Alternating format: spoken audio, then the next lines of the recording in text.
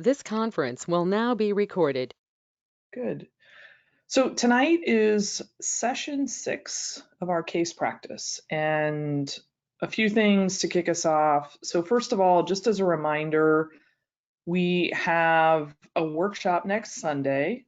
It'll be a few hours, and the intention is to go through some cases end to end, probably 2 or 3, depending on the time, the energy, the motivation. The cases are, for this session, intended to both be very current, so they are things that we have extracted from current business circumstances. They're also intended to be fairly difficult, something that you might experience in a second round.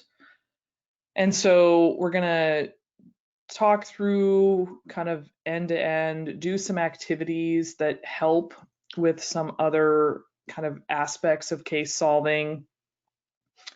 And it's always a fun event. So everybody in this program is automatically registered for that event. I will again record it as best I can. So for your planning, take that into consideration.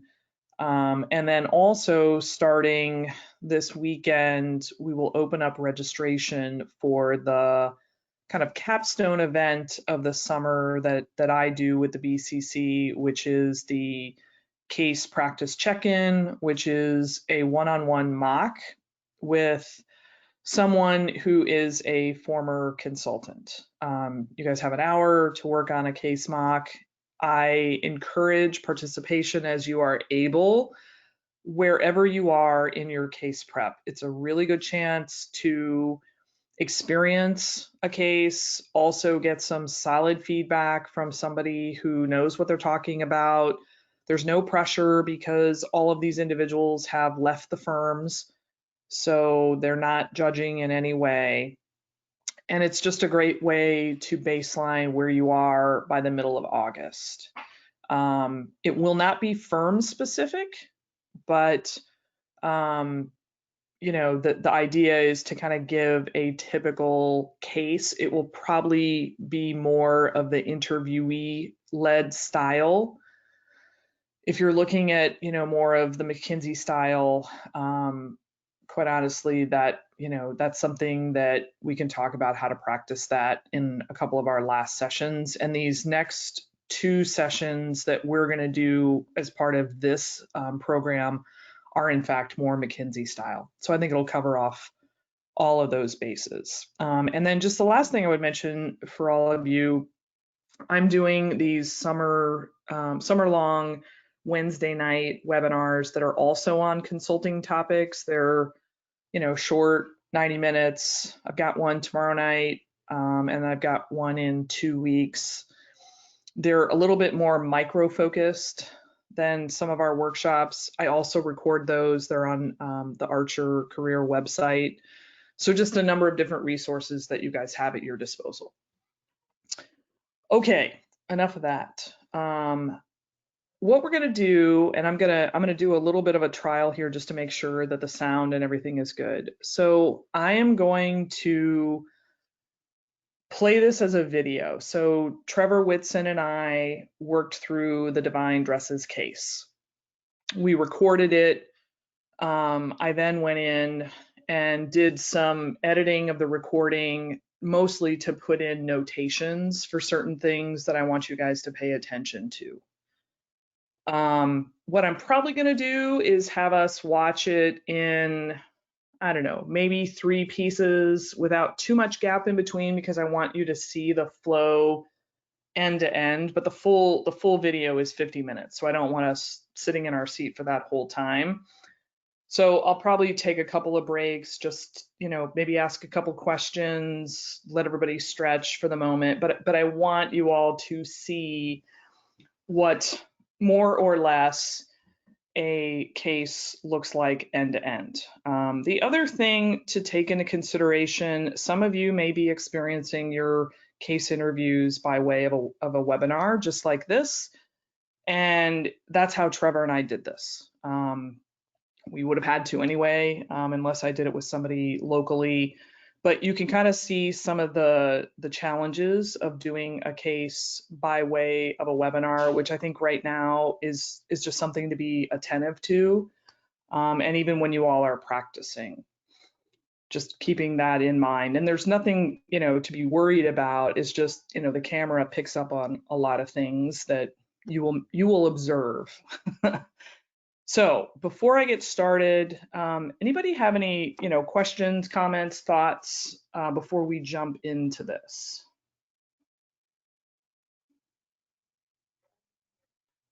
Okay, fantastic.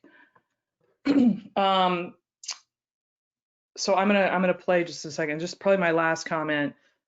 When we're talking about this, I mean, you guys are welcome to ask questions, critique. Why are things done a certain way? Not everything in this video is perfect. I mean, I'll tell you that from the onset. I don't think a case has to be perfect for you to be successful. I think you have to have the core pieces. So, if you're seeing something and you're like, wait a minute, that doesn't make sense to me, it may be because that's not a perfect element of the case. Okay. Yeah, I think that's all that I want to say. So let me start this and just make sure that you guys can see. You guys can see my screen, yes? And then I just want to make sure we have the sound. Good day, Trevor. It's really nice to meet you. Can you guys hear okay? Give me some yes responses. Yes. Yes. Yep. Okay, fantastic. All right, we're going to jump in then. Ready, set, go. And thanks for taking some time to work through a business problem with us today as part of your interview process. Just to get us started, I'm going to walk you through the background of our case for our client, and then I'll turn it over to you to work your way through, and look forward to hearing how you attack this business problem. All right, I'm excited. So let me tell you a little bit about our client situation. Okay. So you have recently joined the strategy team at Divine Dresses. And to tell you a little bit about Divine Dresses, they're a company that specializes in apparel, as the name says, dresses, and really this is their only product. Okay. They've been in business for about 50 years and are regarded as a specialty catalog-based dress seller. The catalog piece is, again, a hallmark of this company. They've always been known for these really captivating catalogs. They target professional women. And so the catalog has been a very integral part of their business. But as you can imagine, with time, their sales have migrated to the online channel. Okay. Today, the split is about 50-50. So 50% of the sales still come from the catalog. The other then come from online. Mm-hmm. A few more details about their business. They have about $100 million in sales. Their gross margin runs about 38% and operating profit of about 12%. The company has been fairly stable with that type of financial performance for a number of years.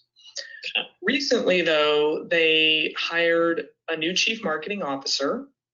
And with the arrival of that individual, the executive team has given her some aggressive growth targets for the business.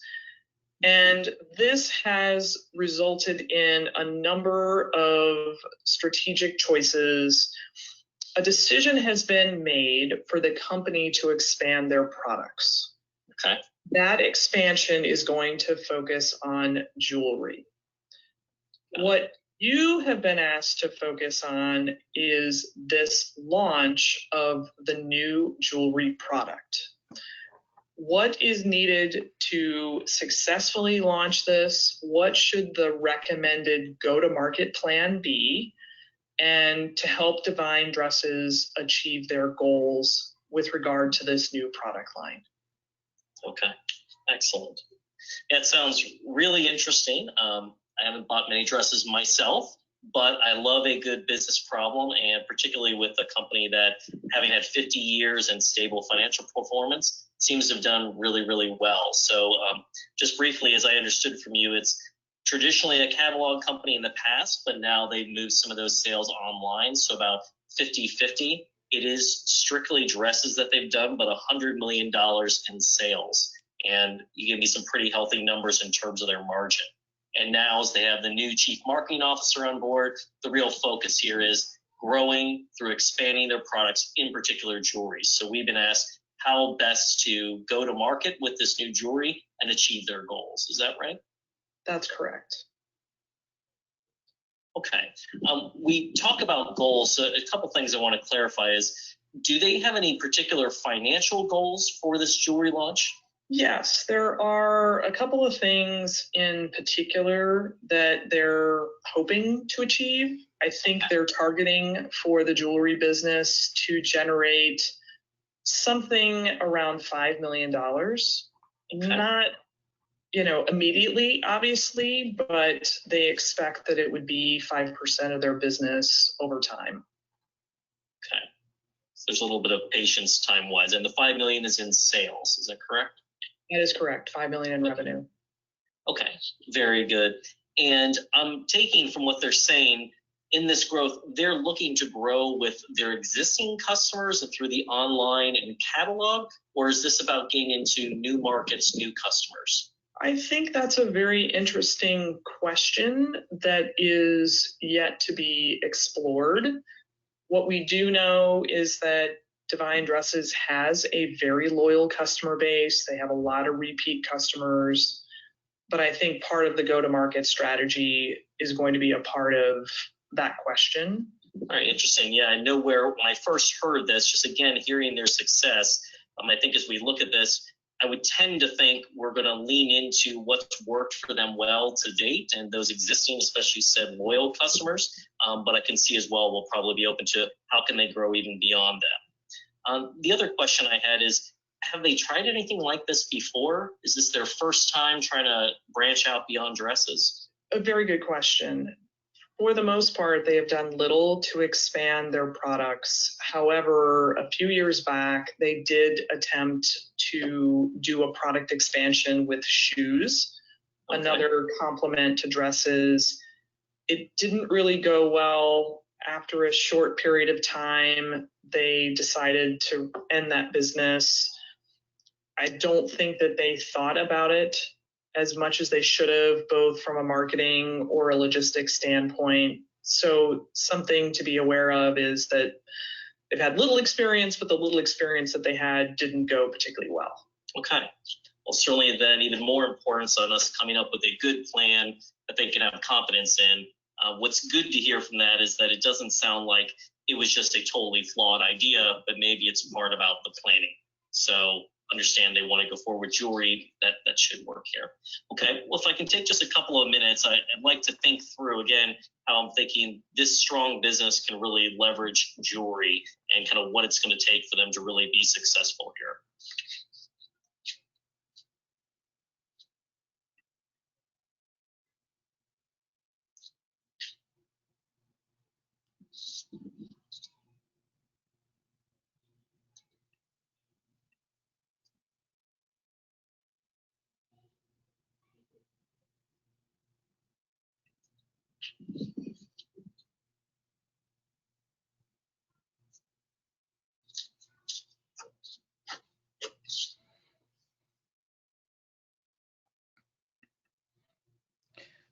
So just as a comment, everybody, if you're kind of working through the case, this is a good time to build the structure that you would use for the question of the go-to-market strategy.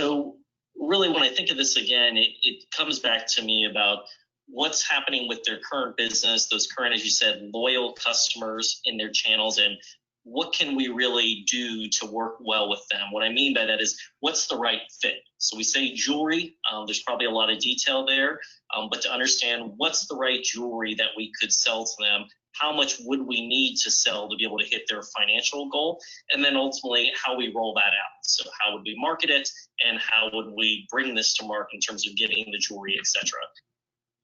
The areas I would want to focus on first would be just looking at their current business, understanding a little bit more about the customers, understand about kind of what their ordering looks like, and try to get a sense of kind of how much dollars they're spending per order. So if we wanted to move that 100 up by another 5, what might that look like overall? The next area I'll want to get into is then kind of getting a bit more specific. When we say jewelry, what do we mean? So what are some of the trends? Are there certain types of jewelry that work well with the dresses that we're selling, and kind of what's that mean from a price point? And also try to figure out, like, where's this jewelry going to come from? I assume we don't make that today. We can look a little bit at how we make our dresses, but where are we going to get that jewelry in the short and long term, and are there any issues with that? And then lastly, I'll want to look at the marketing. I kind of put that last. I think it is important how we get the word out, but I feel really good about the fact that we've got a really strong, loyal consumer base. My thought there is going to primarily be on how do we sort of test and learn? How do we see what works? But I have a pretty high confidence that we've got an audience that's willing to listen to us if we've figured out the right products to sell and we know how much we need to hit with them. Okay, excellent. Okay, everybody, so I'm just going to take a pause because that's kind of the end of structuring the case. Pretty quick. You guys have any comments, questions before we press on? This is Hua. So one thing I was wondering about is in a normal casing situation, it's mainly like listening comprehension, right? You wouldn't be able to see the prompt. Is that right? Correct. So I added that in for our viewing pleasure. But I do think that there are different things going on with the way the case interviews are being delivered. And, you know, there may be a benefit that you get from some of your interviews where they actually show you the prompt, Yeah. but I wouldn't Yeah. expect. Yeah, that would be. Go ahead. Yeah, I mean, I think you're right. So I've done mock interviews and I've done real interviews by phone even. So you definitely have no visual at that stage. Yeah, and then I also noticed that you tend to speak at a slower pace. So is there any way, so, you know, because of that, I was able to like jot down pretty much all the information, but, you know, that's one of the areas that I seem to struggle. Like I sometimes miss some key pieces of information. So is there any recommendation on how to improve the listening comprehension, or like, you know, so I just, you know, if I miss information, I go back and ask a lot of clarification questions. Is there any gauge on how many clarification questions will be too many? Good question. So first of all, if any of you get a chance to do a mock with me, I won't be speaking slow. This is my teaching mode that you're seeing. Be fair warned. But more importantly, so this is something that you guys can practice. You know, there's a lot of videos on YouTube or, you know, various television shows. Just transcribe them, take notes, learn to do shorthand. And when I post all these materials, I kind of flashed some of Trevor's notes up there. I'll actually post a PDF with his notes. It's not full and complete sentences. It's also finding symbols or shorthand. So I never write out profit. I use the pi sign, right? I don't write out the word change. I use a triangle. You know, so you want to find shorthand that is legible and understandable so that you don't have to do all that writing. That's one side of it. The listening is just, if you find that that is something challenging, then listen to a podcast, write it down. The nice thing about a podcast, and depending on, I think what it is, at least most of mine, you can actually speed up the speaking in the podcast. So if I'm listening to the Freakonomics podcast, I can hear Stephen Dubner and I can put him on like 1.5 and he'll talk at a faster pace. And that's training a little bit, and it's not a bad idea if that is something that you're finding challenging. The other thing that you guys should take into consideration is that your interviewer could have an accent. Trevor really does not. I really do not. Some of our mock interviewers that are part of my team, they do have accents, and some of them are more clear than the others. So I think the last part of your question, Hua, is you can ask someone to clarify a fact and say, I just want to make sure that I heard you. I think you said 100 million. Am I correct? And as long as you do that with an assertiveness, as opposed to, what did you say the revenue was? If you could say, I think I wrote it down, but I just want to confirm. That's a more confident position than, can you tell me what you said? Okay. So hopefully that gives you, for a couple of those pieces, and then, probably just, my own 2 cents. You guys should really think about, headphones, connectivity. I know I talk to people on webinars. I have a really hard time hearing them with certain headphones and connections. In the interview process, leave nothing to chance. So if you're having a hard time hearing people, there could be some, frankly, some technology behind it too. Does that help? Yeah, it really helps. So follow-up question, in the real interview, the interviewers are not going to slow down, right? They're just going to speak at the normal pace. Well, everybody has a different pace of speech, Mm-hmm. And some people are very methodical. I have one of our mock interviewers is British. He speaks with a very lovely cadence. Another one of our mock interviewers is from Scandinavia. He speaks very fast. Okay. There's a couple people from India. They have different Indian accents, right? Mm-hmm. Because not all the accents. So you have to kind of expect that people are going to come at you fast and furious.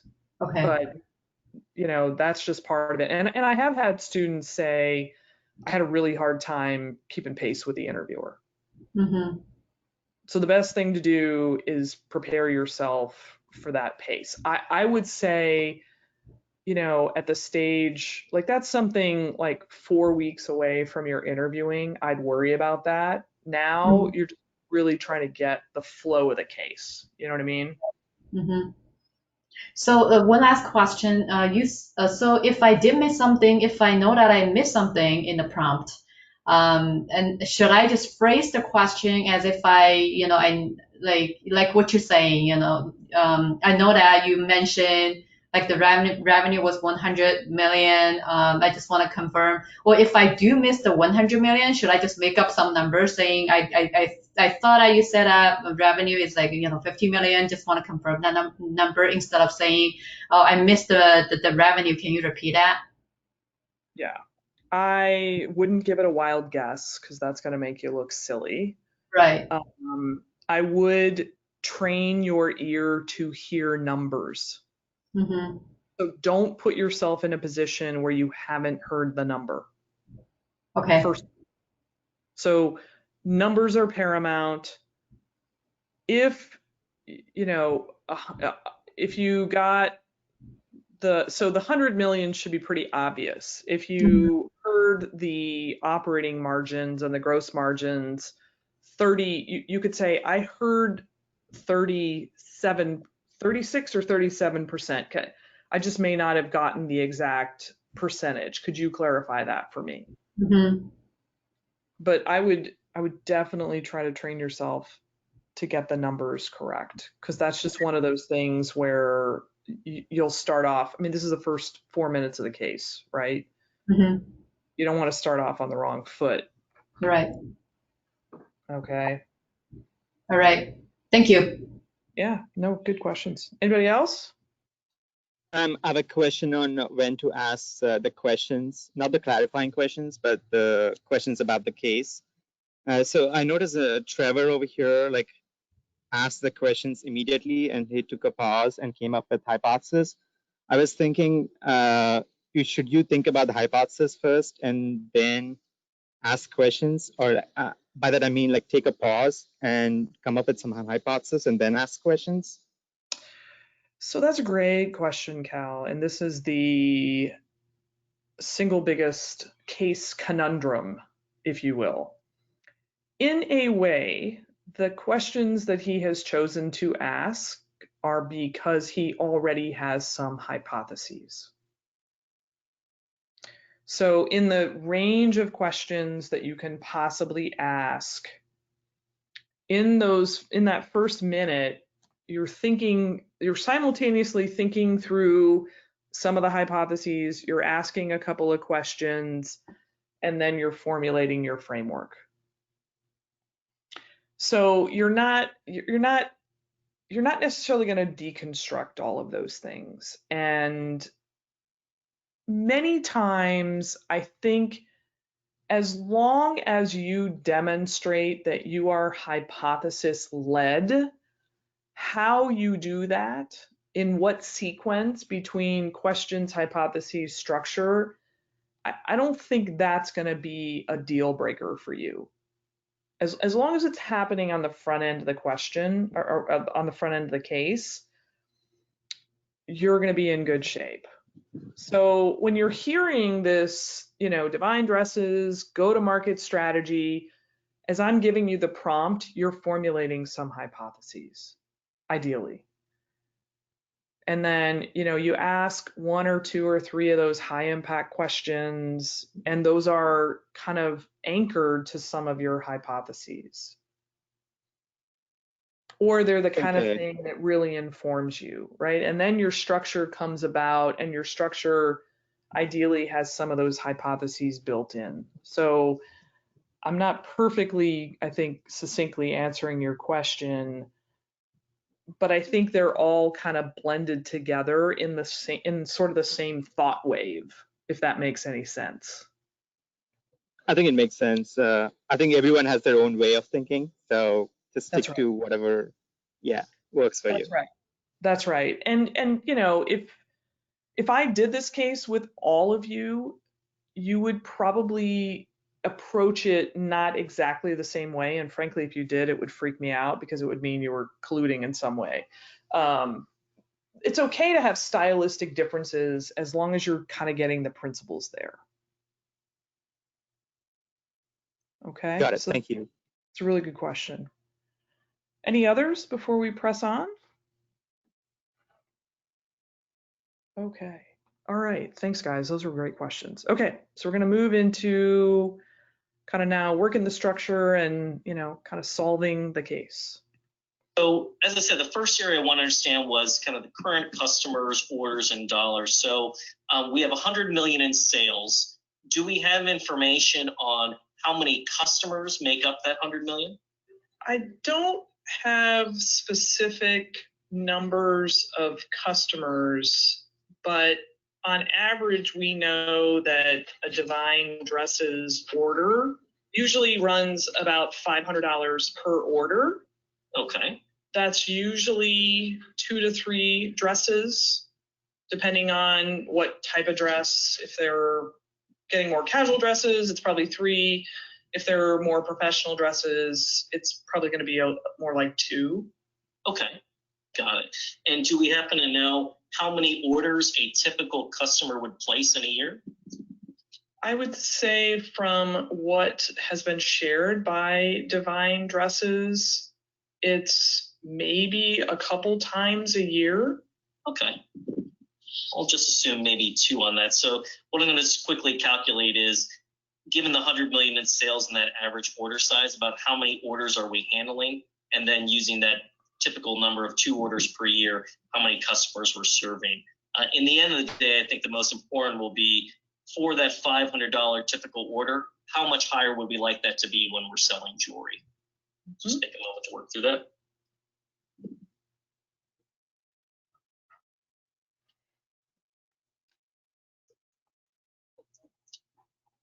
Okay, so I'm taking the 100 million divided by $500 per average order. So that's giving me 200,000 orders.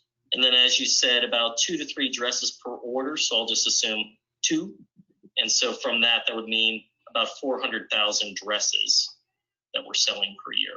And then if I think about that number of orders per person per year at about 2, if I have 200,000 orders, that would mean we have roughly about 100,000 customers. If I'm looking then to figure out that $5 million in sales, I want to understand how much more would I want each order to be able to hit that 5 million in sales. I'm going to take that $5 million and divide it by that number of orders to try to figure out how much more per order do I need to get to be able to hit our target. So I'll take that 5 million divided by the 200,000.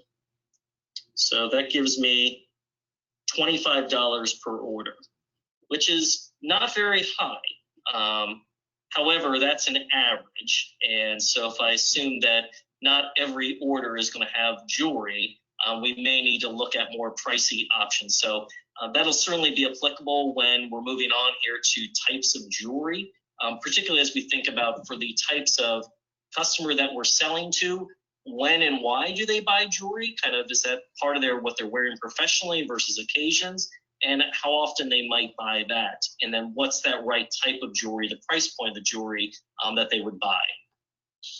So that's great to know the 25 per order. So if it's okay, I'd like to start talking a little bit more now about the right jewelry for our customers. That sounds great. Okay, so like with dresses, unfortunately, I don't wear much jewelry, but I don't believe jewelry has gone down in popularity. I think I've seen people wear more interesting jewelry when I see folks out there, whether that's at work or outside of work. Am I right to be suspecting that jewelry itself is still kind of a growing trend? You are right, Trevor. So a few things that are really exciting about the jewelry business, especially with younger professionals, the millennials who like a little bit more of a unique feel. Jewelry is one of the ways that they've been able to kind of differentiate an outfit. So some of the research we've done says that most women have about 4 accessories in an outfit. That would include things like earrings, a necklace, bracelets, purses, belts. And there are ways that jewelry has really become much more fashionable. There's different levels of jewelry.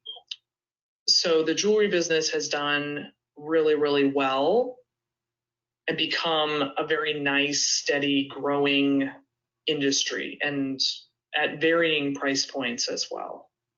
Okay, that's really interesting. So I'm glad to hear that it's doing well. It makes sense why, if we're serving professional women here and we're hearing about that being a popular way to kind of dress up your outfit, that we want to lean into that. What caught my attention, as you said, kind of different levels of jewelry, different price points, because I think that'll be important for us to figure what we're offering and kind of how that helps us hit our goal.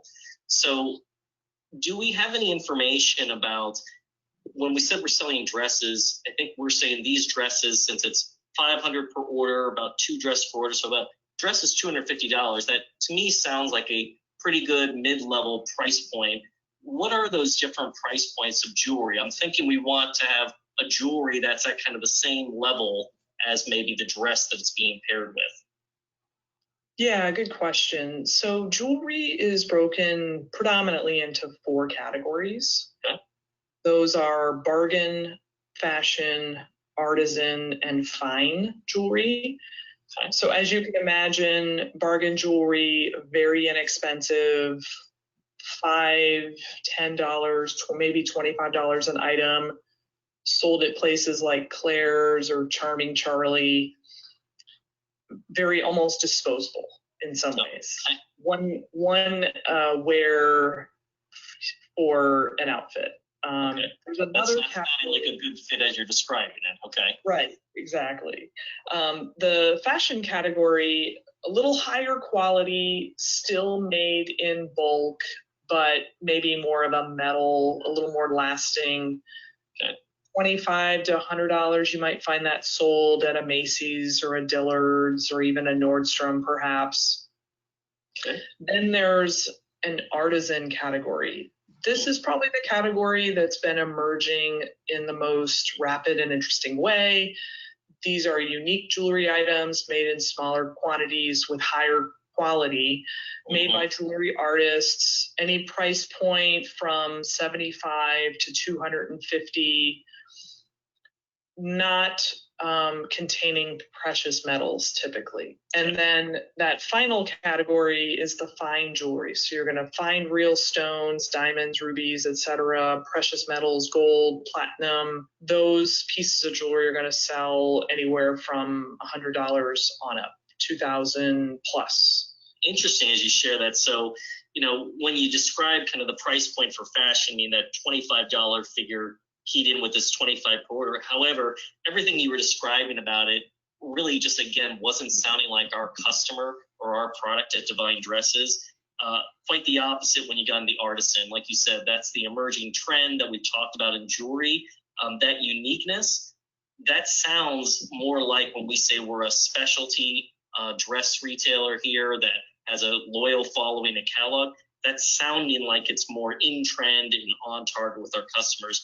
The fine jewelry will be interesting. My initial reaction to that is like, it's expensive. So it feels really hard to take a chance on that stuff. So that may be an interesting area in the future, but I'd have a hard time saying go all in on something that's so high cost and maybe doesn't align with our dresses. So I'm going to say at the moment, it's seeming like artisan is a really good fit. And I'd want to make the connection back that if we were to sell artisan for $75 to $250, and we've been targeting on average $25 per order, if we sold one every 3 orders at the very least, or maybe even one every 10 if we sold kind of higher end artisan, we'd be able to meet our goals. So far, that's not seeming crazy, especially since we're pretty patient for our time to get there. So I'm pretty encouraged by that so far. It sounds like there may be a good fit on type of product with what we have.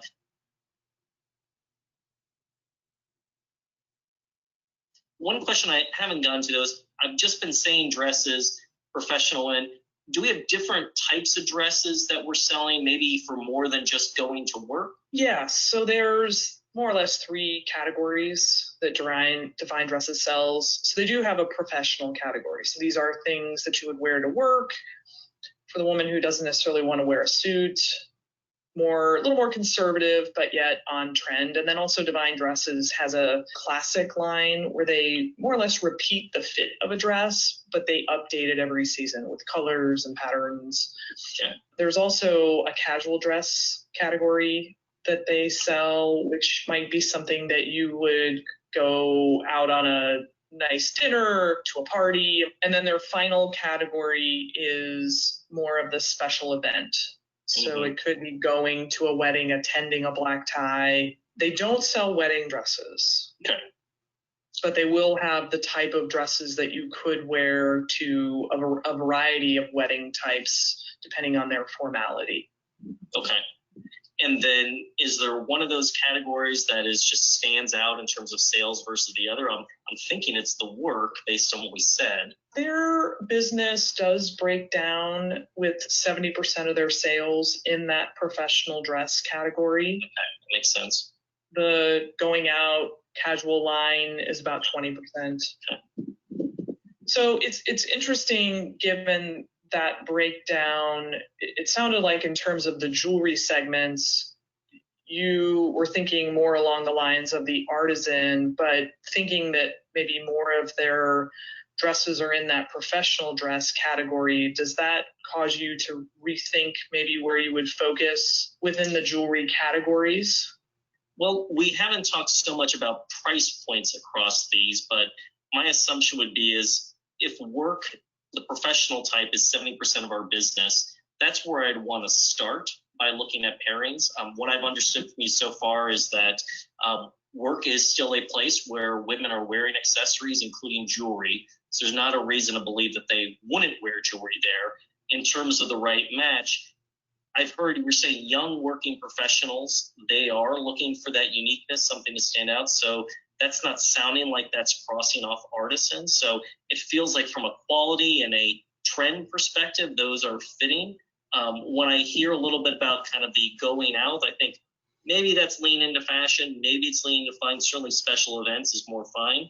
But just given sort of the price point, the quality, and then where trends are, and thinking about the work being 70%, to me, that still feels like a very good fit here. Am I missing something in terms of, these assumptions about what's appropriate? I don't think so. I mean, although the professional dress category is the most significant for Divine Dresses, I think in some ways, one of the reasons why they were very excited about this jewelry category was that you could take almost like a canvas, the dress as the canvas, and then the individual could put their unique touches on it by way of, jewelry. So yes. having a jewelry line that offers that flexibility to the buyer, I think is something that they're interested in. I mean, certainly the fashion line has some really unique attributes to it, but it has a different flair to it. Yeah, okay, excellent. Well, I think that will make me think a lot through when we start to talk about marketing and how we start to talk about both the dresses and the jewelry together, how we may take different approaches there. I'm still thinking artisan is really what we lean into, but as you're saying, maybe as we consider them wanting to have that versatility across the different types of dresses, being able to use one jewelry for different dresses, that maybe as we look at things like classic, casual, the special, that they may lean into a little bit of the fashion potentially there. So I think as we go through, I'll probably start off looking at the artisan, but maybe as we're doing our analysis, I can as well consider where the fashion fits in. So, I mean, we're talking about product. Like I said earlier on, I think being a dressmaker, the next question is like, where are they going to get this stuff? You say artisan, it makes me think that we probably have to reach out to artisans to be able to get this. So what have they talked about in terms of how they're going to acquire this product? Have they considered making it, or are they just considering buying this? This is a debate right now, and probably something that the management team and especially the CMO would like you to analyze, Trevor. Okay. So there's two schools of thought. It's a little bit of an idea of Divine Dresses could go out and they could hire some jewelry makers, jewelry artists in-house, and have them essentially make a jewelry line. Okay. That they've done some estimation of it, and they actually have some costs associated with that. And I'm gonna give you that information. So from a cost perspective, they think their forecast right now is that the direct materials to do that would be $8 a unit, so per jewelry item. Okay. The labor cost would be $7 a unit. The variable manufacturing overhead would be $4 a unit.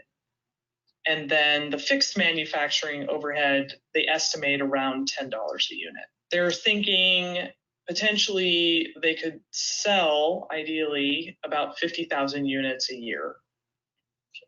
Now, the other option is to not hire the jewelry artists, to more or less buy wholesale. And when they've done some work and some research, they found that they could probably buy the kind of pieces of jewelry they would need at a wholesale price of about $25 a unit.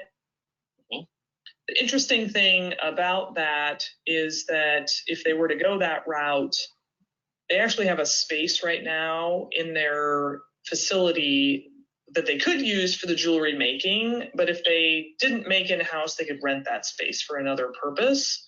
The market value for that space could be $150,000 a year. And then of that fixed manufacturing overhead that I mentioned, only about $4 of that would remain if they went out and essentially bought the jewelry wholesale. Okay.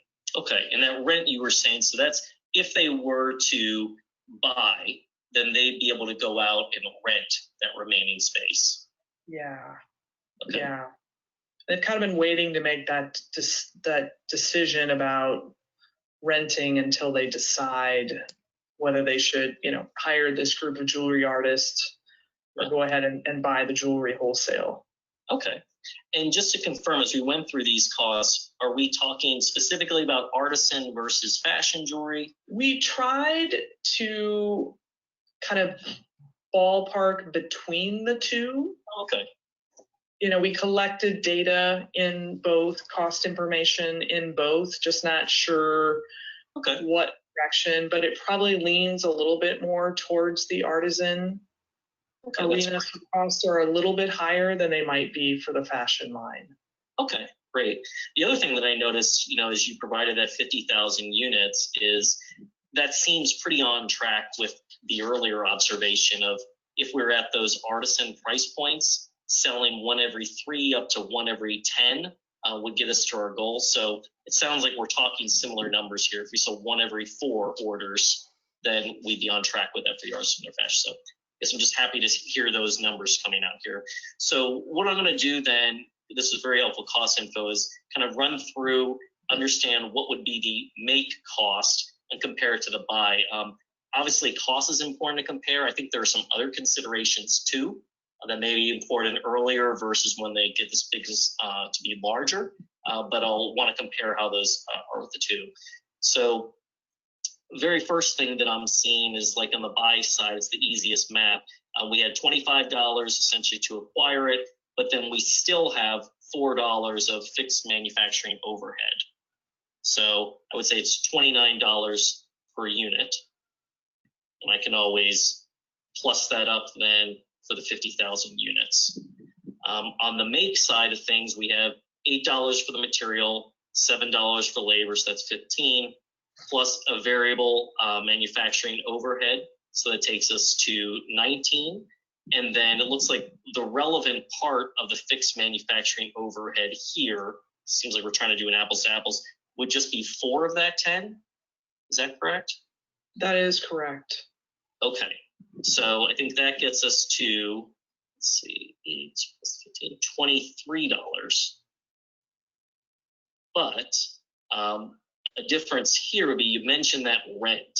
And so if in fact we make it, we can't rent that place out. And so I guess I'll need to plus this up and say, okay, how does this cost in total? How does that look for the 50,000 units? And then make sure to adjust for essentially that lost rent, I guess like an opportunity cost. So I'm going to do the math on here to do the 50,000 times $23. So for the make side, that gives me just in the cost of the units, $1,150,000. And then on the buy, 50,000 times 29. That'd be $1,450,000. And then I need to make the adjustment here for the rent. So I'm actually going to add that essentially as an opportunity cost to the make side. So another $150,000 there. So that puts us as a total cost of making those 50,000 units under the make scenario would be $1.3 million. Versus on the buy scenario for the same 50,000 units, it'd be $1.45 million. So interestingly, that's showing that it would be cheaper to make, and that makes me pretty happy, because when I heard you describe artisan and I think about being a specialty dress provider, comes to mind for me is quality, reliability. We're trying to get this going quickly. Can we make sure we have control of getting it as quick as that we want? And as well, being able to have something that's unique. I mean, it's kind of less unique to have artisan that other people have. So that sounds pretty good to be able to have ours. Have you answer a question for me from your analysis? Yeah. You treated the rent as a cost on the make side and called that an opportunity cost. Can you just explain to me a little bit more why you did that, why you considered it? What is the rationale? How does that factor into the cost and the decision making here? Yeah, it's a great question. And, we could, without giving it this jargon name of opportunity cost, we could have thrown it to the other side and said, hey, if we buy, additionally, I'm able to rent out this warehouse. So I'm going to get $150,000 in kind of income to offset my costs. I did it this other way, which says if I make, then I'm giving up the opportunity to actually get this additional $150,000. And so when I compare a make versus buy, there's going to be $150,000 difference between the two, because in one scenario buy, I'm able to get rent, and the other scenario make, I'm not able to get that. So whereas originally there was about a $300,000 benefit of making versus buy without the rent, once we took the rent into account, it reduced that gap to only $150,000, because we would not get that in the case that we were making. We'd be using that warehouse space. Does that make sense? It does. Thank you. Yeah, it's I almost missed it myself when you listed the rent out there, but it's certainly sizable. Fortunately, they have the facility, but we need to consider what to do with it. So as I said, I think from a make perspective, it's fortunate it's playing out for a cost. It does have some benefits in terms of it being unique, give them control. There are certainly issues about starting all that up. I do have a hesitation to make any type of equipment and labor investments so early on. And the 50,000 units is great. I know it's where we want to get to, but kind of the thing that's driving me is there ways for us to maybe early on, I'd still probably want to buy some things, even if it costs me more, because that'd probably be a worthy investment to learn and figure out exactly what kind of jewelry you want to make, what equipment's needed, etc. So explain more directly to me what it means in terms of this analysis and the go-to-market. Like, what are you thinking, say, in the first 6 months? Yeah, I think twofold. One, it means that as we're going to market, I think we need to think about an early phase in the beginning, maybe that first 6 months in which we're trying a lot of different things and seeing what works in terms of which products, which customers, how to best market to them. And through that learning, we'll have more of a clear idea about, okay, which then are we going to make? But I think the other piece really is we'll probably not be selling a lot in the beginning. And so I have a feeling, since we're dealing with some fixed costs here, like the manufacturing overhead, if we were doing, say, 5,000 units or 10,000 units, a lot less, those costs are going to be a lot higher on the make side of things, that it's maybe not going to be so advantageous cost-wise to make. So all the more reason where we'd probably be able to buy cheaper early on, and frankly be able to learn a lot until we're actually getting closer to that much larger scale, and we're able to make the investments to go ahead and do that. That makes a lot of sense to me. Okay. So, again, we're kind of working through, I think we've got a good idea about what the 5 million meant in terms of dollars for it was 25. We've talked a bit about then sort of what's on trend, what's the right product, focusing on artisan, but as well fashion. And it seems like if we got somewhere like 1 in 4 or, even down to 1 in 10 of the orders had someone buy jewelry, that we'd be able to hit that $5 million goal, which is great. And if we look then through where to get it, in the beginning, so far, it seemed like we should buy. But the good thing is if we get up to our goal, it may very well be very good cost-wise and for a lot of other reasons for us to be able to make that. I think there are some other operational issues. We will ultimately have to look at things like dress packages are probably bigger than dealing with jewelry, and is customer service and things like that different? But I'd rather probably put that for a next step. I think the other piece here that's really key in our go-to-market is how we're going to get the message out, how we're going to do that learning, how we're going to engage our customers. So if it's all right, I want to talk through more of the marketing piece. When I think through the marketing, we've talked a lot about products. So what are the jewelries that we're going to have? I already know where we're selling it. Right now, we're saying our online catalog. We might expand that. I think that can come after some learning.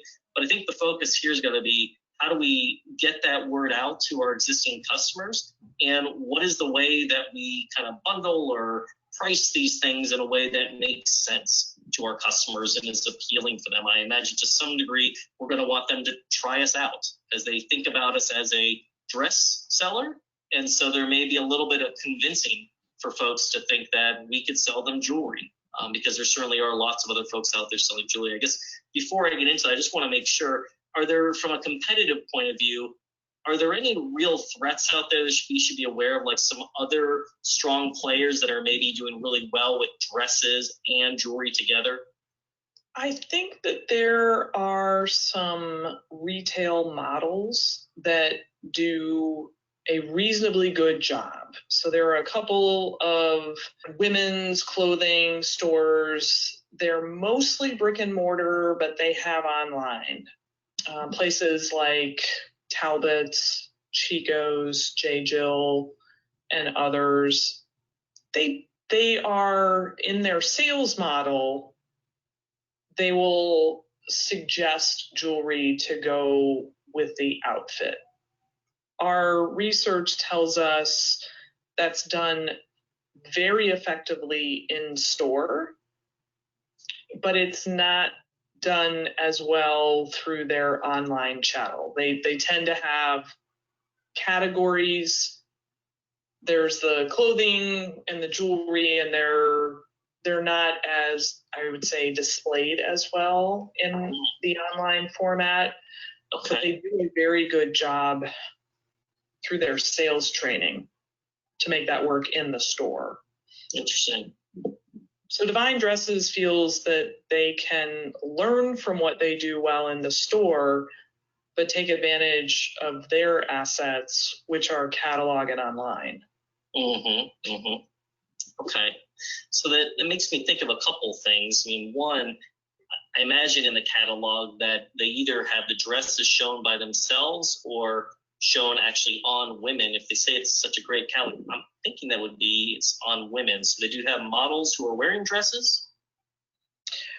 Yes. I mean, the catalog is almost like a magazine, and it shows the environments that are typical of customers.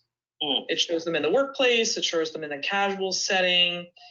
There will kind of be the scene, if you will, the environment that they're in, and then there might be a page that, you know, does a really wonderful job of showing the dress back and front. This is much easier to do online, obviously, to also see it in whatever different cuts, because there are different sizes, different colors. So one of the things that Divine Dresses has excelled in and really has separated from the competition is their website, and being able to display the look and the feel and the fit of their dresses. It's done it in the catalog as well, but clearly it's not as interactive in the catalog. They have thought a lot about the ability to now take the jewelry and build it in with that same spirit in mind, so that the environment, you know, as an example, you might wear a dress to work, and then that evening you have a more casual event. You could show the dress with the jewelry that might be appropriate for work, but then you could also show it in the evening event with a different style, a little more casual style of jewelry, one outfit, two different pieces of jewelry. they're starting to think about some of that the merchandising and the display and how they might do that both in their catalog and online. Well, that's really exciting. I mean, amazing now that they're doing so much online. It seems like they're doing it really, really well.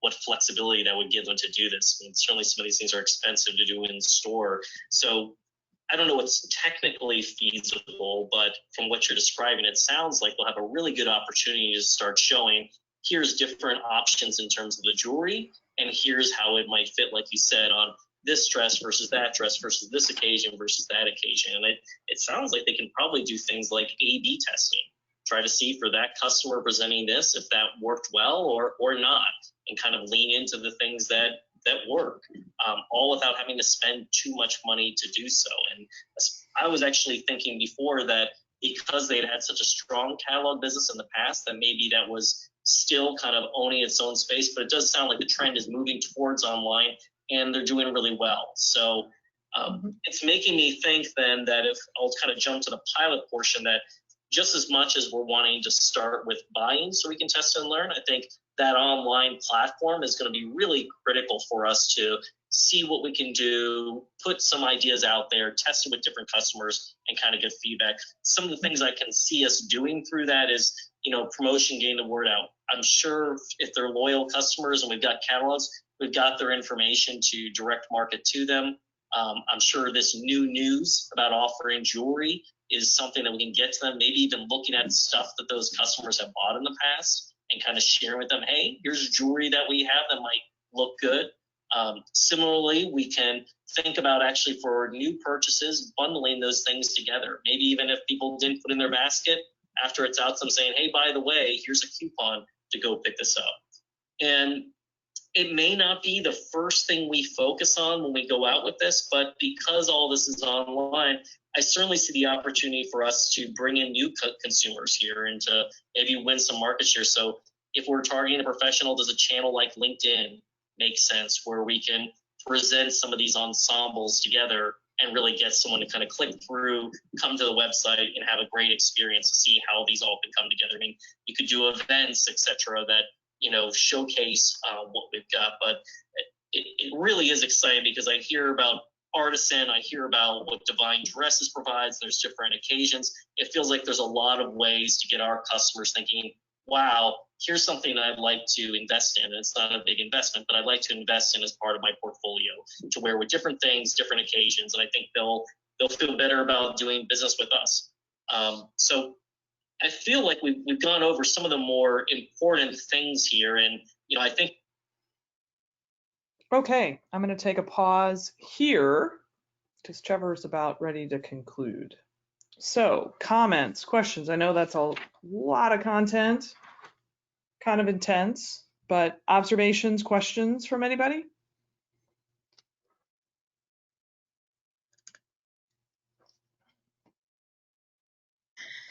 He's. Oh, sorry. Hey, Stuart, Yeah, go ahead. We'll go alphabetically by last name. Sure. So he's doing a lot of, sort of speaking off the cuff and giving a lot of thoughts and perspectives, which I think are all pretty interesting, but also, he ends up with kind of 50 minutes. How do you balance, giving your thoughts and perspectives, and should you really, in a case interview, be giving this much thought to each of the things that you're going across, and then also kind of getting done in a reasonable amount of time? Yeah, I mean, that's probably one of the things that, if we were doing this as a mock and I was offering feedback, I would say, I think like this last little piece around the marketing side of the go-to-market could probably be a little bit tighter. So what Trevor's essentially trying to show is a brainstorming activity and initiating a little bit of a brainstorming. I could see that the go-to-market, if I focused on, promotion and channel and et cetera, I don't know, there's 4 or 5 ideas that I would have, but let me prioritize. Like, I think he could do that a little bit tighter and a little bit more concise. And, probably our length is more because there's some pauses in here and there's, my delivery of some of the prompt is a little bit little bit longer than it would normally be. But to the main part of your question, the case, Stuart, is trying to balance you evoking your ideas, perspectives, and point of view, and then you synthesizing the data that you're able to extract from the interviewer. And when you're talking about something particularly in the marketing arena, it's not like you're going to do an analysis that's going to tell you exactly what the marketing plan ought to be. So there's a piece of it that's kind of analytic. If you think of kind of the path that he went down, it was like, look, I got to figure out, how much product do we have to sell? Is this even reasonable? Okay, yeah, that's fine. And then what's the kind of jewelry that we want to sell? And then do we make or buy the jewelry? Okay, now the marketing. So those first three pieces are pretty analytic. The last piece around the actual way that you would do the marketing, more of the promotion, the placement, those part of the P's. I think the best way to handle it is kind of a brainstorm and what I would call more of a qualitative analysis, which is, I think this is my observation, you've said this. So I think in general, it probably, from watching what we're watching, it could be done a little bit more concisely. But I think when you can offer your point of view, you're going to have a better outcome in the case, as opposed to just taking the numbers and the data that you've been given and analyzing them, because everybody can analyze the numbers that are worked through in this case are not difficult. Everybody can do that, but not everybody can quite get at what I call the dot connecting. So I don't know, again, that's kind of zigzagging a little bit around the answer to your question, but I think when you see a second round, particularly when you're interviewing with a partner, it's a lot more conversational and you have to have a point of view. Mm-hmm. First round, more analytic.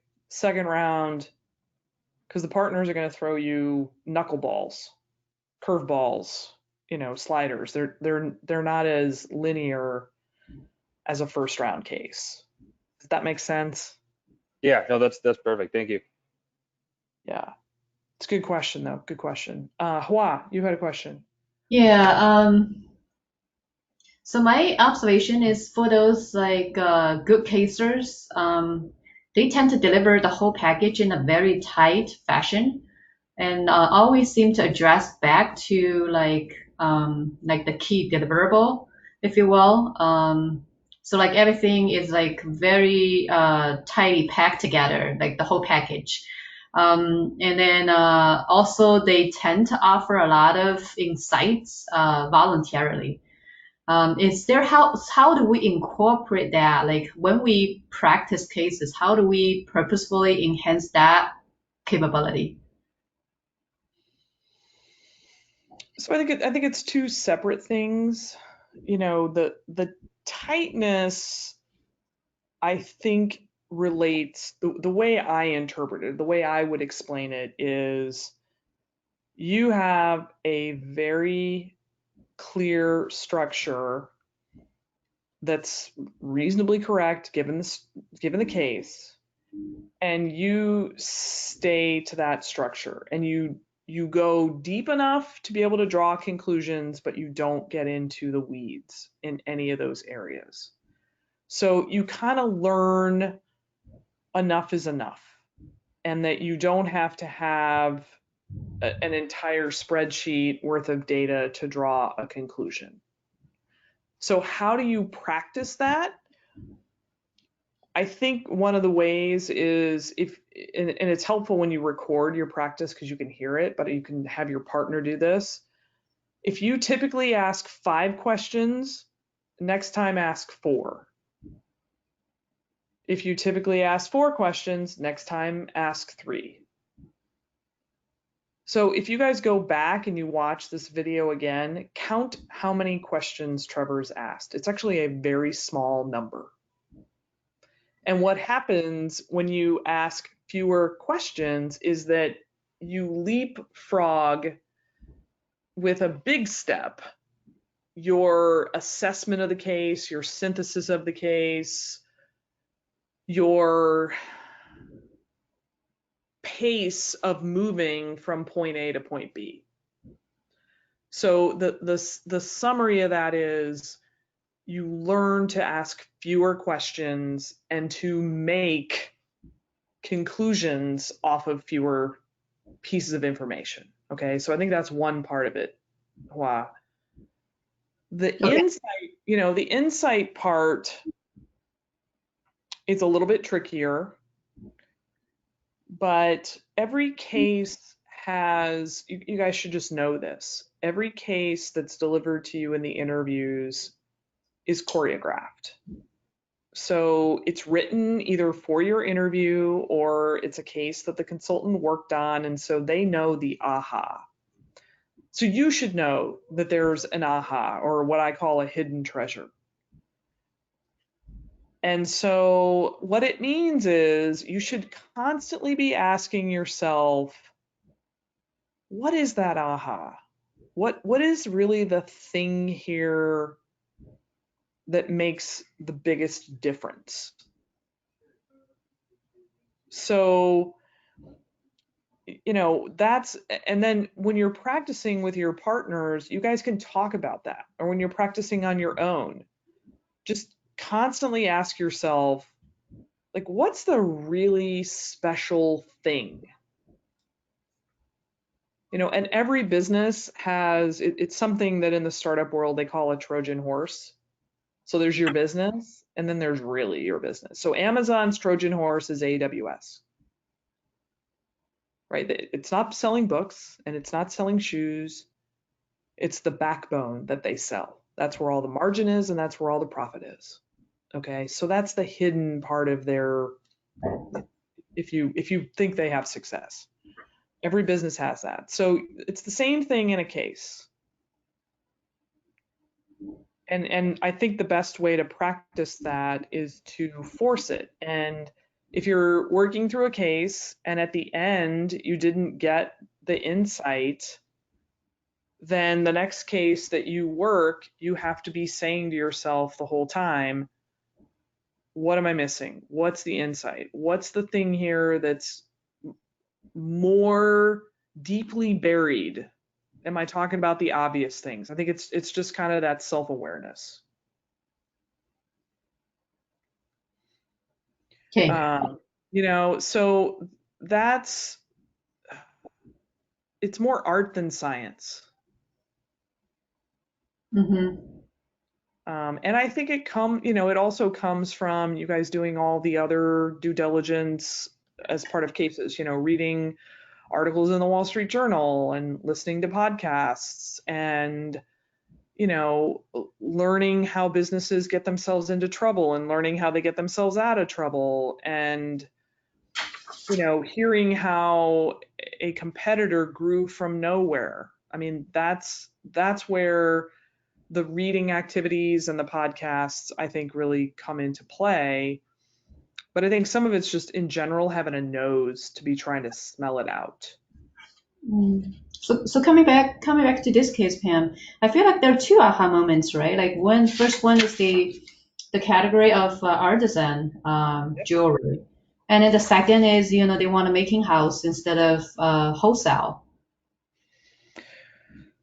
The second one, it kind of is. I think it's more. I think you're on the right track. And I'll give you guys the actual case notes for this. So the real aha is it's an MVP. You're trying to get into the jewelry business. The numbers show you that you should make it. But that whole discussion of, well, you're not going to sell 50,000 in the first year. So you really ought to pilot and then scale fast.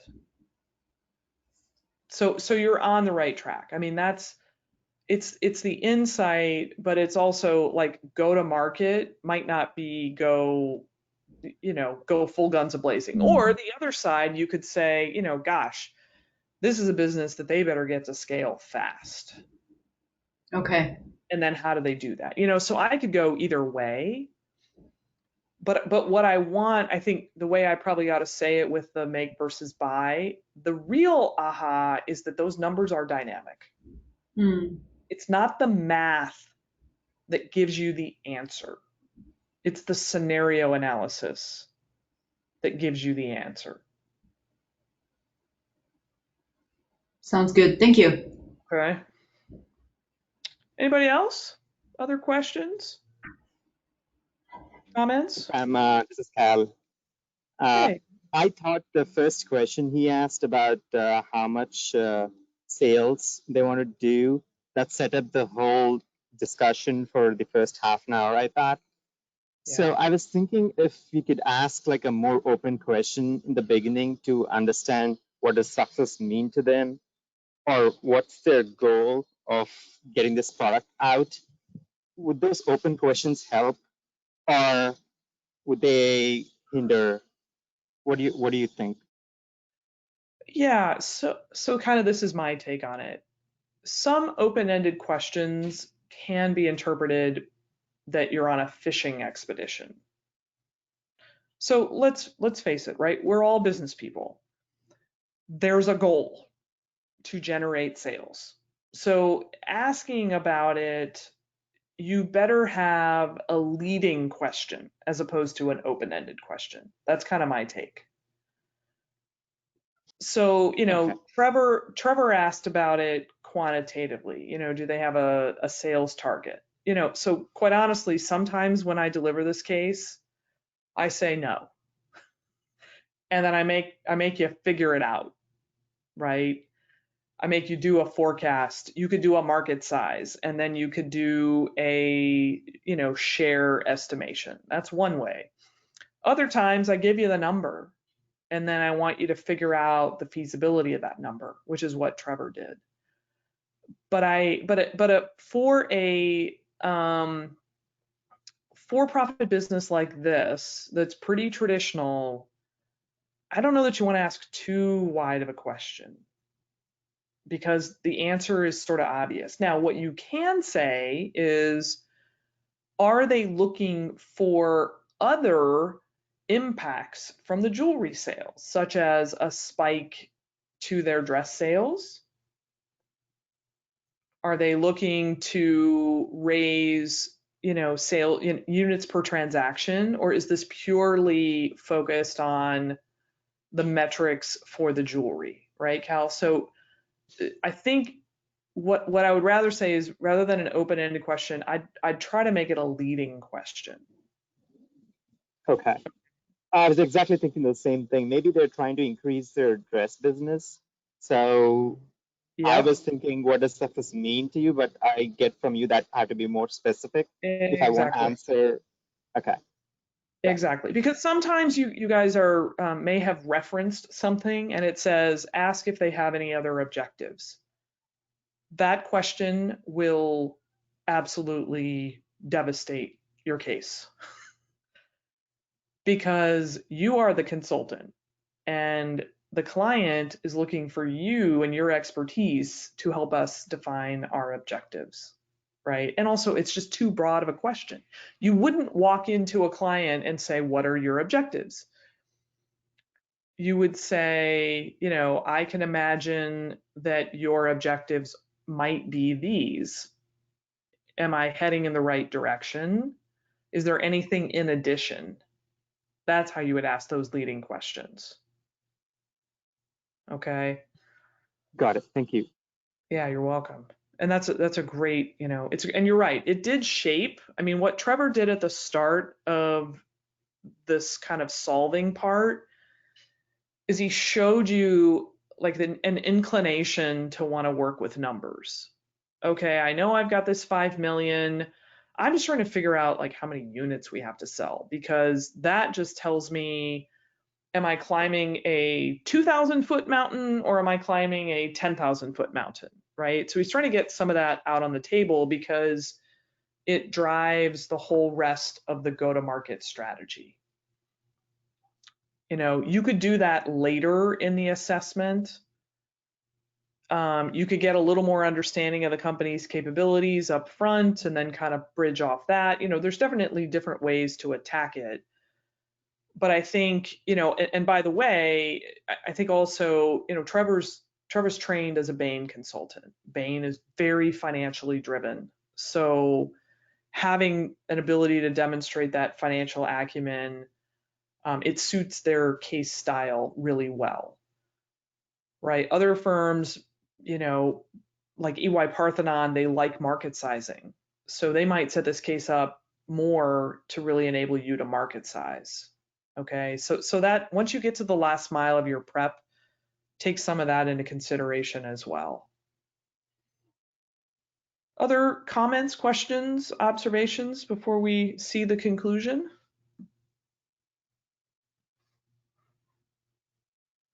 Okay, so wrapping it up. Thank you. Pam, yeah, quick thing. So Yeah, one thing please, I noticed. So one thing I noticed that whenever Trevor asked any question, like especially like when he talked about the market, he just didn't ask where's the market growing, but he provided his own perspective, what he believes, and Yes. then he confirmed it in some ways, right?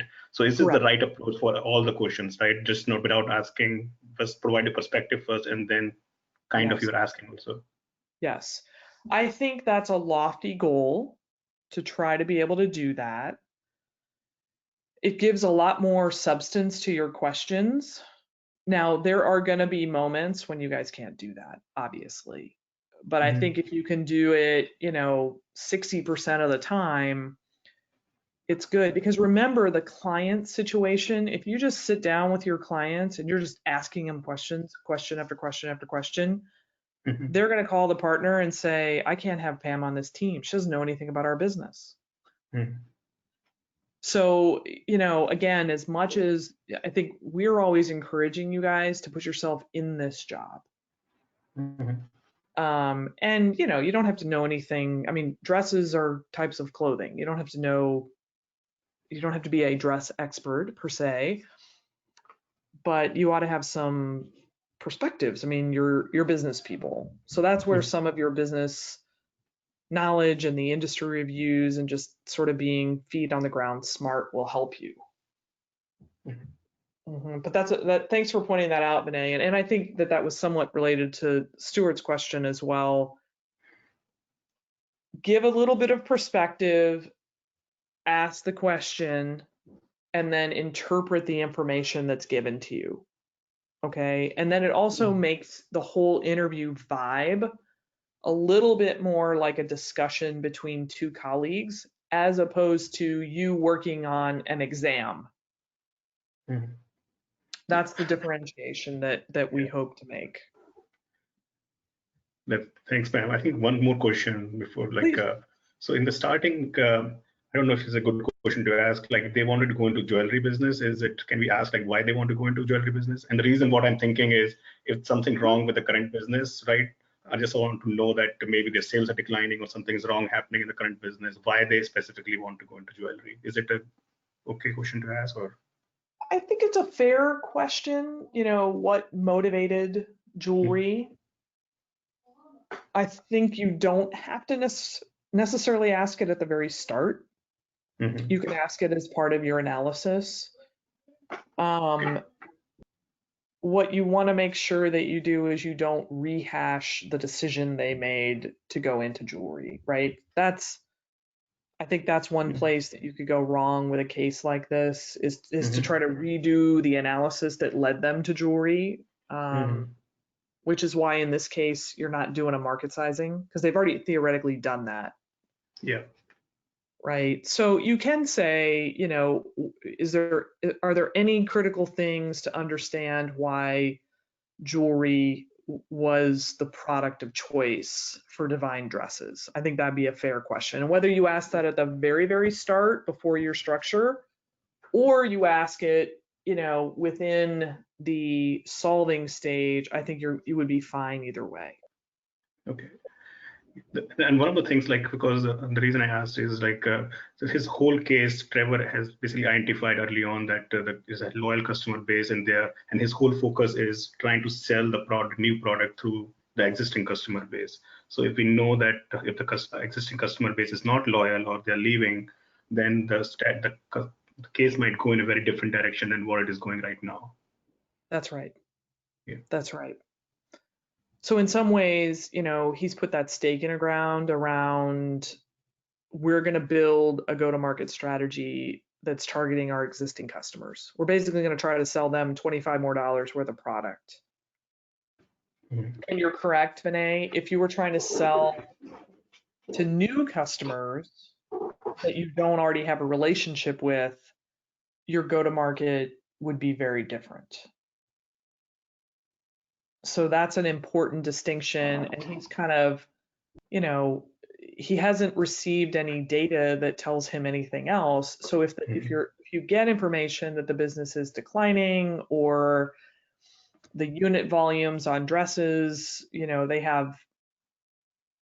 don't have loyal customers, then you might go down a different path.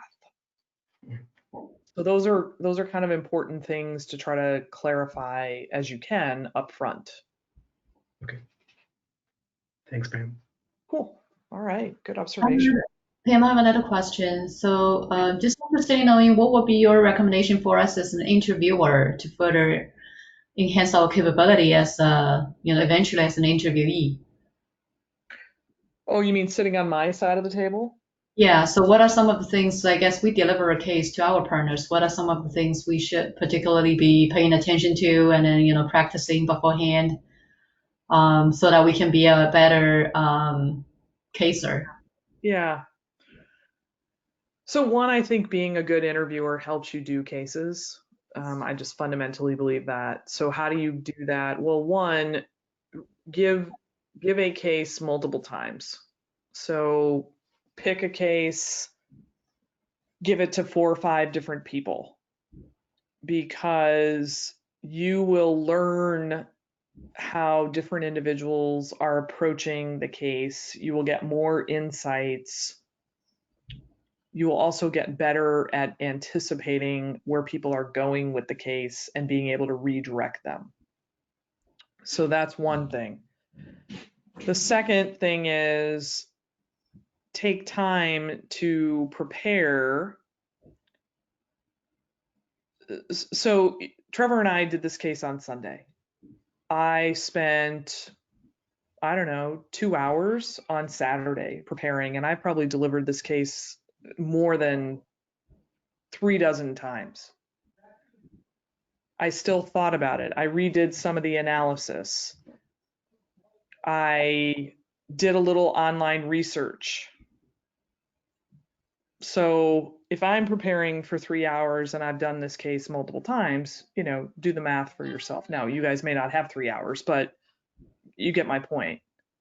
The third thing is you want to prepare places where you're going to ask follow-up questions. So I asked Trevor the follow-up question about opportunity cost. I had pre-planned that because interviewers will challenge you guys on your business acumen. They'll just have you explain it. I also prepare to ask questions that challenge his thinking. So when he said, I think we ought to do artisan jewelry, but then, most of the dresses are professional, do those two things align? And I probably wasn't, blazing in the way that I did that, kind of pushback question. You have to push back on your colleagues. You have to have them, if something doesn't make sense, you need to say to them, I'm not sure I'm clear about your thinking. Can you explain that to me? You can also give people alternative scenarios. So if Trevor had done that make versus buy analysis and he just landed on make, I could have said to him, you know, Trevor, what if they only have 10,000 in sales? What would that look like? What do you think about that scenario? Or I could have qualitatively done it. So what's the risk if they go into the make scenario? So this is what you guys can do as colleagues. Sounds Push good. back. Okay. And the one final thing I will say is challenge assumptions and ask people, you know, in this case, again, doesn't have a market sizing, but in a market sizing, you might have an assumption and say to the person, you know, look, if that assumption is wrong, or which of your assumptions could be the most wrong?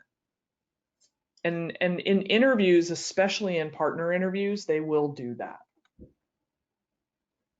I think one of the things I hear from students over and over and over again is that you're unprepared for the pushback in the live interview because it doesn't happen in your practice. So hopefully now you guys won't be surprised by that. Okay.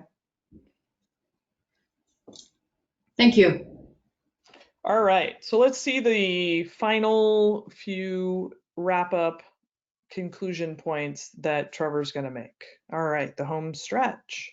The key elements of a go-to-market, both in the beginning and kind of how we might grow that. I've got some great ideas. Unless there's anything else we'd like to explore, I'd maybe like to put together my thoughts and share the recommendations. I think that'd be great. I'm interested to hear how you're going to bring all this together. Okay, great. Yeah, I think there's certainly a lot of opportunity on this.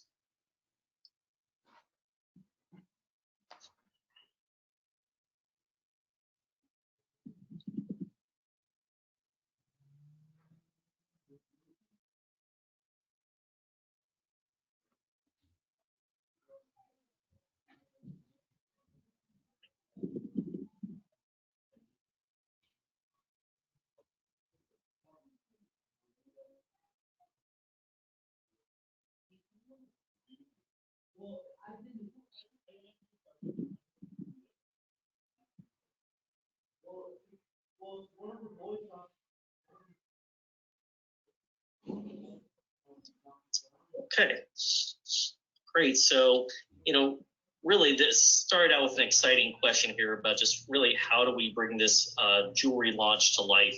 And, you know, what we've landed on in our discussion is that ultimately this is about leaning into our existing customers, the women who are buying their dresses for different occasions, whether it's work or going out, and providing them complimentary jewelry. Things that are as unique as the dresses that we provide, offering them artisan fashion styles that match the different occasions where they're wearing our dress, and being able to roll this all out in kind of an early, let's say 6 months to a year kind of pilot phase where we can lean into buying the different jewelry we want from different vendors, seeing what works really well, and using our online website to be able to really test and learn with customers, reaching out to them, seeing what products they like, how they like to hear about them, if there's events to get them excited, etc. And then ultimately using those learnings to help us then say, great, where can we really now start to scale this up? And what's particularly exciting is that as we look at their target, the 5 million, I think that's kind of conservative. We've done some math on things, and what we've seen as we walk through was that they've got about 200,000 orders today. If we got $25 extra per order, and each of those orders currently is $500, so just a little bit extra, they'd hit that 5 million. And assuming that not everyone is buying a dress every time, at the type of jewelry that we're talking about, artisan fashion with these $75 or so price points, that's only a jewelry sale every one of 4 orders that we place. That's not too bad, especially since women are wearing 4 accessories with a given dress, and they're looking at different occasions here. And when we took a look at sort of where could we get this great artisan jewelry, it's exciting to hear that we've got the ability maybe to make that on our own. I think that would give us a lot of advantages on having the best quality, the best trends that match with our dresses, but we've got the ability to source that pretty cheaply from different manufacturers, do that while we're still small scale. But eventually, as we get much larger, closer to our 5 million sales goal, it may actually be cost advantageous for us because we've got a facility, we can start to do all that in-house, and we'll know what products we want to make at that point. From a marketing, as I said, from an online, we've looked at it, and again, to my surprise, online really is a well-developing channel for us. It's going to allow us a lot of flexibility to start showing how the jewelry works with the dresses, invite customers in to see that, to be able to try different things about, putting pricing, bundling, prompting them at the end when they're got their basket, they're going to check out to maybe add this. Lots of different ways that we can learn with them to essentially use that 6 months and then say, okay, what do we want to move forward? So I feel very confident with what we've laid out here that we've got a relatively low risk plan with low investment in the pilot phase, and then we'll be in a good position to pull the trigger on things like an investment to make the jewelry and be able to hit our sales goal reasonably. Some of the things, though, I would look out for in either as next steps or risks is our name is Divine Dresses. So to the extent we're getting people kind of over the hump of saying, great, this is where I'll get jewelry too, I don't know if that name as its entirety will be great for us in the long run. As well, our folks are great, it sounds like, at being on trend with dresses. Do we need some other expertise, or should we be really during that learning phase trying to really pick apart what's on trend versus not? So we need to make sure we continue to be relevant. And then as well, we need to just look around us at competition and make sure we've got a good sense as we are sourcing how much of that, so as we're buying our jewelry from others, how much of that is maybe going to competitors. We need to make sure that we are still seen as specialty. We still are bringing something unique to the market. The very last thing I would say, but it doesn't sound like an issue, is that, do we have any other capability questions? And I'm thinking whether it's financial or personnel related. It sounds like when we brought our new CMO in, we already had this plan in mind. So I'm assuming that we've probably selected a person who's got that capability or experience. And given that we have some patience to hit our goal, I'm also assuming that we've probably got enough cash to go into this endeavor. So I throw those out there. I don't think those are showstoppers at all, but I think those might be things we'd want to look at before we pull the trigger. All right. Well, thank you, Trevor. Thank you for those. Okay, you guys don't need to hear my gratitude. All right, everybody. The conclusion of the case. Comments, thoughts, questions?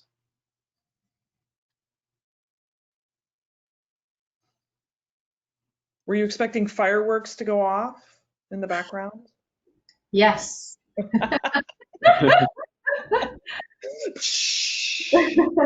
I should add that to the video. That would actually be quite funny. Should we also follow up by like some next steps?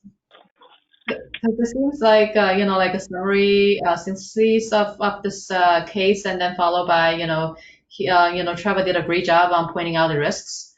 But then do we also want to like next steps? Here's what we need to start looking to start doing or something.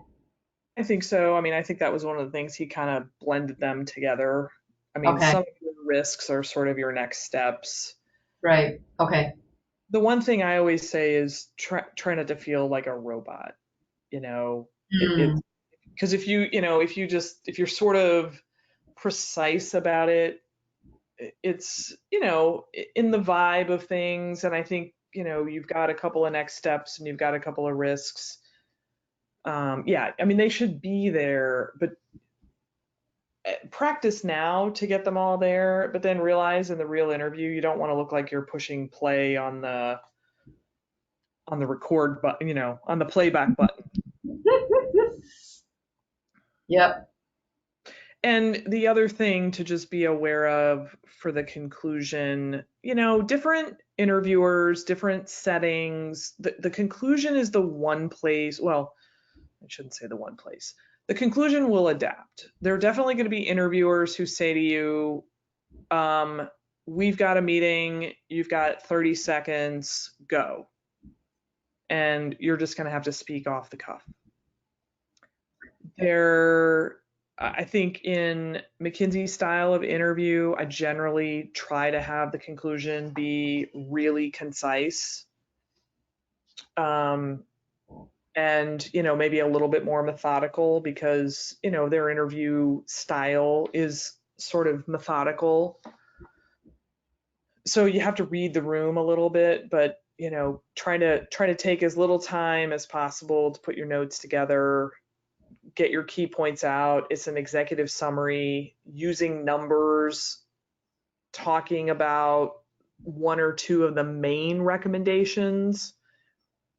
And then, yes, Hua, I agree with you, kind of the risks, and then what would you do next for this project? I mean, those are the big things with regard to the conclusion. Other comments, thoughts for those of you